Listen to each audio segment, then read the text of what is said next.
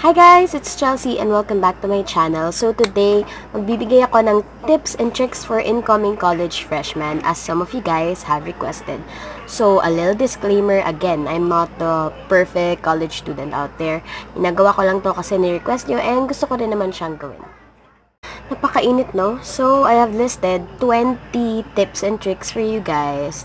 Actually, akala ko nung una talaga sobrang mga 5 lang yung magagawa ko. Pero, ewan ko, the ideas just kept flowing on my head. Wow.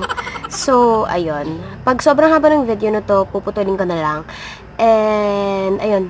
Without further ado, let's just hop on to the video.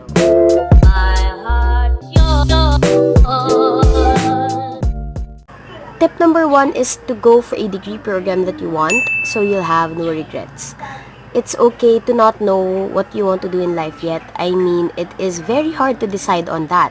But if you really know what you already want to become, if you already have it figured out, then might as well go for it. Because, let's be honest, it's so hard to have a drive to study if you really don't like what you're studying. It's very hard to put yourself into something that you don't really want.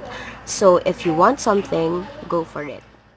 Number 2, remember that college is a fresh new start. Like, especially if you're going to a university, literally no one knows you there. And since everyone is basically a nobody the freshman year of college, you can always be yourself without the fear of having others judge you.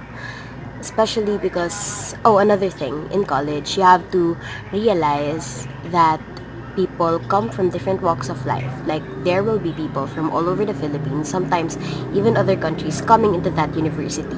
And you have to realize that, nga pala, no? Hindi lang pala ako. And just know that not everyone was raised the same way as you were. And people are different. Be open to those differences. Not everyone will behave or act the way you expect them or the way you want them to. So, just respect those differences, accept those differences, and you'll be good. Number 3 is the most basic. Attend class. Don't skip class, for God's sake, because in high school, it's like even if you skip class consecutively, you can always catch up, you can always talk to your teachers about it. But college is not like that. You have to attend class because once you miss like even a single class, oh my god, you're gonna miss out on a lot. So the next one is actually from May, who's one of my college friends. The people seated next to you will most likely be the ones you're going to be friends with for the rest of the year. So choose wisely. This is true. Like, the first person you're going to talk to, especially if you know no one, that's most likely the first person you're gonna be friends with. Makes me really sad because next sem, magsha-shuffle na ng section, so I really wish by some sort of miracle na maging kaklase ko pa rin yung mga friends ko now because, oh my gosh, I don't know how I would have survived my first college year without them. Tip number 5 is do your readings, try to make flashcards, and always be willing to step outside the course material when studying. Like, seriously, when your professor asks you or tells you to do something, to read something, like, just do it. They're telling you that because you're supposed to be doing that. Use your time wisely.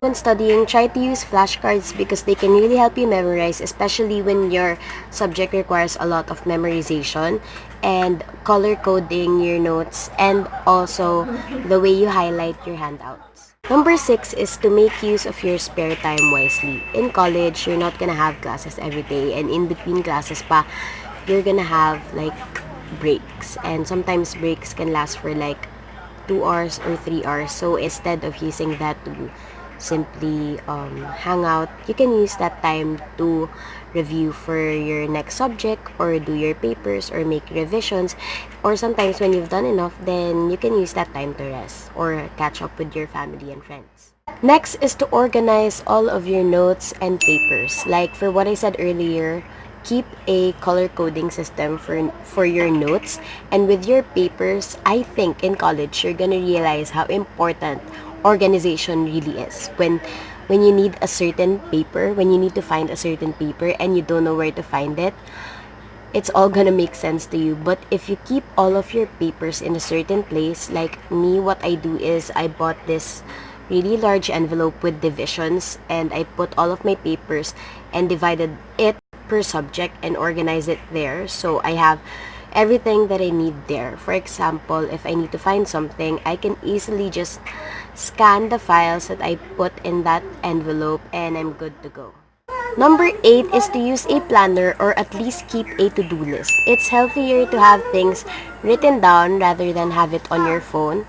And also, there's this certain satisfaction na nabibigay once you tick off a task off your to-do list.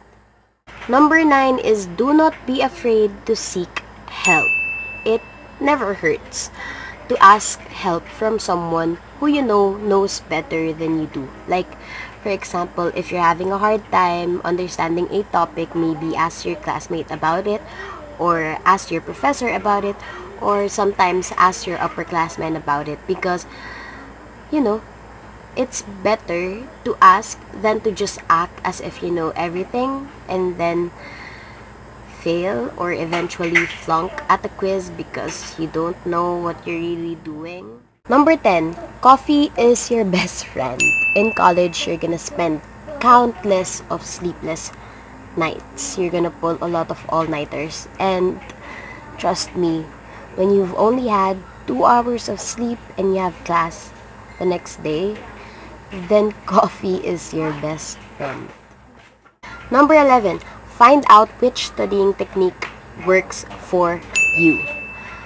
This is so important. I don't think it gets stressed enough because you have to figure out at which time of day you're most productive. You have to figure out which style works for you. You have to figure out whether you study better at home or a cafe. You have to figure out whether you study better with friends or when you're all alone. You have to figure out whether you're more productive the night before or weeks before.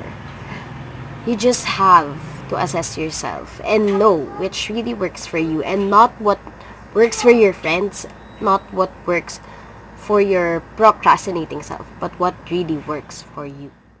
Number 12, when studying, get rid of all the distractions. Turn off your phone, which is very hard for me to do. I don't do it, but huwag niyo akong gayahin. Get rid of all distractions. Make sure you have a clean space. Turn off your phone. Turn off your notifications. Zone out if you have to. Be with just yourself if you have to. Just make sure that you're doing it because you really want to be productive. Number 13, please try and save money and be thrifty. If it's just a short distance, try to walk. You don't have to drink milk tea every single day. You don't have to eat at Samgyup Salamat once a week. You don't have to go to Starbucks. You don't have to grab a Starbucks drink every time you go to the mall. Be thrifty. And even with your utilities, try to save on your electric bill, your water bill, your internet bill. There's just a lot of possible expenditures, so try to cut off all unnecessary spendings if you can. I know it's hard, but you can do it. Number 14, you are very privileged to have access to almost every information. Appreciate it and make it count. Guys, this is true. I feel like sometimes we take all of our privileges for granted. Hindi natin naiisip that what's here, what's on the internet is very vast. Like, in a single click, we can figure out a lot of things. We can read outside the course material if we really want to. And sometimes, kailangan lang natin make good use of what we already have. Our phone, the internet, the library. It's very, very easy when you come to think of it. Knowledge is unlimited. Number 15, and nabasa ko lang din somewhere, always be willing and ready to study anytime, anywhere. College is just a roller coaster ride of everything. Hindi mo talaga may iwasan. There will be nights where ginawa mo na lahat, but it's just like, it feels like time is not enough. And no matter how good of a student you are, feeling ko talaga darating yung time na magka-cram ka talaga for something. So it's very important nga to always be ready to study anytime. like while on the train, while waiting for your water to boil, while eating breakfast, while hanging out with your friends. I don't know, just when the situation calls for it, ha. I'm not saying that you should do that at all times. Number 16 is to not forget to take care of your physical and mental health. Oh my gosh. With physical health, of course, college can get really stressful. There will be days na sobrang onti lang ng tulog mo. Some days you forget to eat meals on time. But you have to take your vitamins. You have to at least have a couple of minutes exercise per day. Get enough rest if you can. And with mental health naman, I think it's really, really important because sometimes things can get tough and a lot of things can go on your head, especially questions that you don't have answers to. But you have to realize that you are not alone. You have to realize that you can talk to other people. You can share your burden with other people. Other people are willing to listen, and you are not alone, and you will get through. Next is to not procrastinate. I mean, I think hindi ko na yun kailangan pang i-expound. Procrastination is never healthy and we all know that. But if you still can't help but procrastinate, at least procrastinate the right way. So, paano ba yun? For example, kailangan mo mag-aral about profit maximization sa economics. Pero walang-wala ka talagang will na mag-aral. Wala ka talaga sa wish na mag-aral. Gusto mo lang mag-YouTube. So, why not ang panoorin mo sa YouTube is something about profit maximization or something that can help you get your drive to study. I mean, if you're not gonna use your time for that, then why not just make good use of your time? Number 18 is be responsible with your actions. For most students, college is their first shot at independence. Ito yung first time nila na malalayo talaga sa parents nila. And in college, there are gonna be a lot of spontaneous nights with friends, a lot of parties, a lot of your newfound friends na mahilig mag-party, mahilig mag-go out, mahilig uminom. And, ayun nga, just be responsible with your actions. If you're going to drink, drink moderately. If you're going to party, party responsibly. Ayun, walwal responsibly. Because ikaw din naman yung magiging accountable sa consequences ng actions mo. So, just be responsible for all your actions. Number 19 is to not forget to reward yourself for every little victory that you achieve. For example, after every exam, pwedeng i-treat mo yung sarili mo to a simple meal, go to the mall, or go out with your friends, or buy yourself some shoes, or a nice book, or watch a movie. Alam ko talaga, every single college student is struggling out there to get that degree. And it doesn't hurt to reward yourself for all the little things that you do. It's very, very hard to just simply keep going sa college. And ayun nga, rewarding yourself is essential. And lastly, you have to realize that it's not supposed to be easy because nothing good ever comes easy.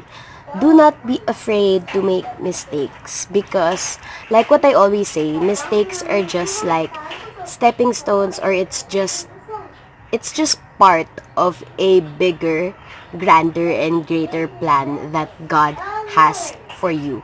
Know that whenever you fail, you're just getting one step closer to your goal. And it doesn't hurt to make mistakes as long as you make your mistakes count. That's about it for this video, guys. I hope I have helped you in some way. Don't forget to give this video a thumbs up if you like it. Also, comment down below what videos you want me to do next, and please click the subscribe button and the bell button so you'll get notified whenever I post another video. Don't forget to spread love and light. I love you guys so much, and I'll see you in my next one. Bye!